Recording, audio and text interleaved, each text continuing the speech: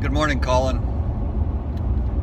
Thank you for your question about styrofoam on the outside of houses being a vapor barrier. Because of my experience in the mold industry, I have seen that many houses that were upgraded with styrofoam and airtight exteriors have created mold issues within the exterior walls. And here's the reason why.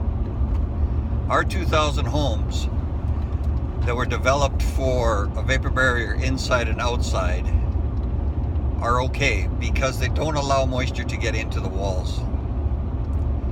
But when we repair an old house or retrofit an old house, what we are doing is we're creating a complete styrofoam cup on the outside of our house. Most of those houses were never meant to be airtight, and therefore vapor barriers are not very good, or they don't exist. Moisture normally passes through the wall. In other words, an old house, 40s, 50s, the moisture would go into the wall, but it would pass right through the cracks in the boards and right through the cedar siding.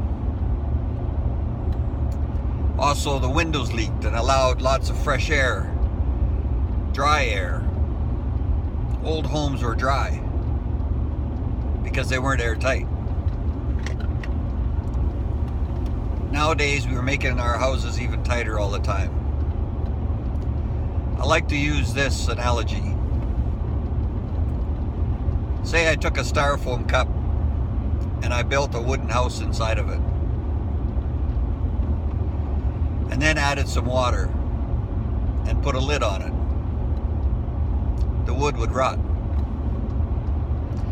But if I built a wood house out of popsicle sticks and put the styrofoam cup inside and put the water in it, there would be no issues other than high humidity. No matter what renovations we do to our house, the building envelope is very important. And there have been a lot of mistakes made. Places like BC and Alberta and Saskatchewan that have incorporated renovation money into making houses more airtight has created massive issues. So I agree with it.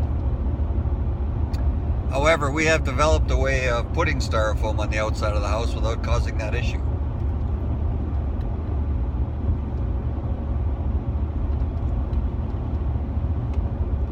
I hope that answers your question.